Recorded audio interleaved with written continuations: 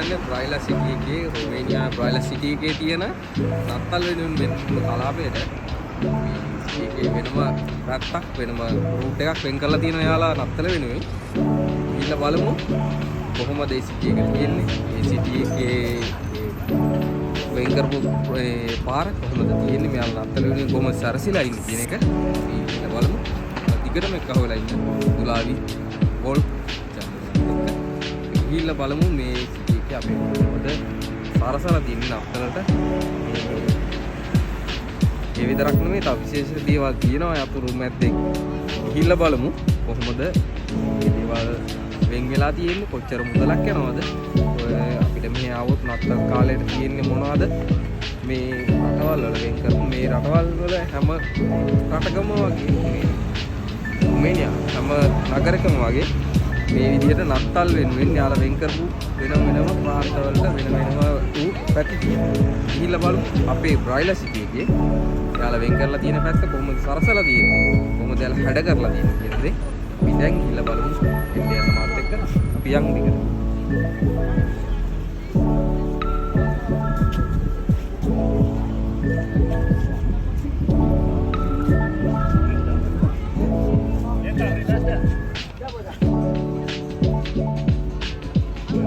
මේක තමයි නගරේ යාලා වෙන් කරපු රෝඩ් එකේ පළවෙනිම තියෙන ලයින් එක. ඊට පස්සේ තියෙනවා මෙයාලා මෙතන නතල් ගන්න සරසලා තියෙනවා වෙනම ටෙඩි පියාස්ලාගේ. ඒ වගේම මෙයාලගේ විශේෂිත කෑම වර්ග හදන කඩ තියෙනවා නිකන්.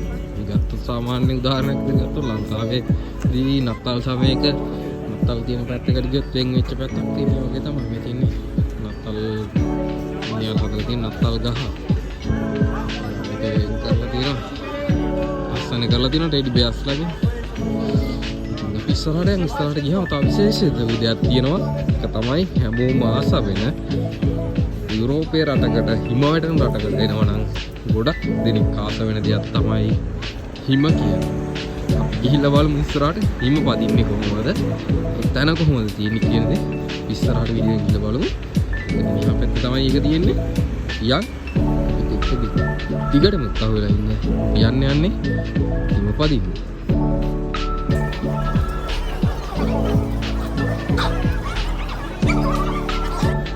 අද අපි ඇවිල්ලා තියෙන රොමේනියාවේ සාමාන්‍ය අත්ත දස්තරලා යාළගේ විශේෂ තෝ පැත්තක් වෙන් කරලා ඒ පැත්තේ විශේෂ දේවල් තියෙනවා. මේ පැත්තට අපි ඇවිල්ලා ඉන්නේ. සිත් එකකට ඇවිල්ලා ඉන්නේ. අපි මේ තියෙන්නේ යාළගේ ෂොප් කරලා කෑම ගියමු. එතකොට මේ රින 5ට විතර ගිය වෙලාවක තමයි ඒගොල්ලෝ මෙතනට ඇවිල්ලා තමන්ගේ ලයිෆ් එක එන්ජොයි කරන්න ඉන්නට ඇවිල්ලා ඉන්නේ ෆැමිලි එකත් එක්කම. මේ තියෙන වෙනම රූට් එකක් වෙන් කරලා ඒ දවස් සාමාන්‍ය සතියක් වගේ ලංකාවේ සැනකෙලි තියෙන පැත්තක් වගේ මේ පැත්ත වෙන් කරලා තියෙන්නේ. මේ පැත්තේ තමයි අද මේ දේවල් කරන්නේ. මේ තියෙන්නේ පාර තමයි.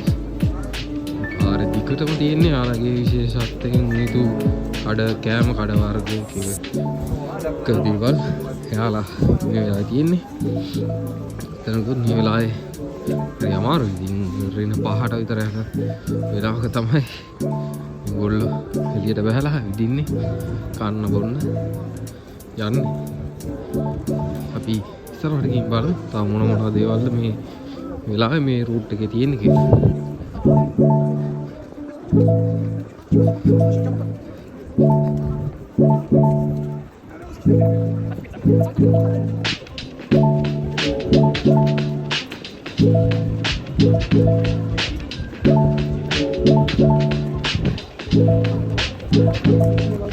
එයාගේ හිතල් තියෙන වෙලාවක මේ වල තමයි යාලා ඉන්නේ. කෑම බීම ගන්න. ඒ වල හීටර්ස් හයි කරලා තියෙන්නේ. ඒක ඔයාලට පේනවා ඇති.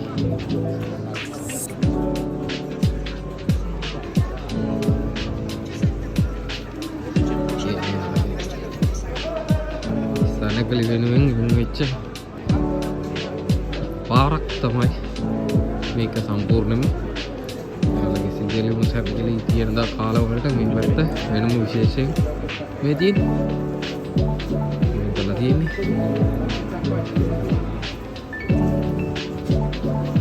දවසේ අපි ආපු විශේෂම දේ තමයි අපි ආපුඩක් හිම පදින්න. බ්‍රයිලර් සිටි එකේ හිම පදින්න තියෙන තැන හොයාගන්නවා අපි ආවේ. තියෙන තැන තමයි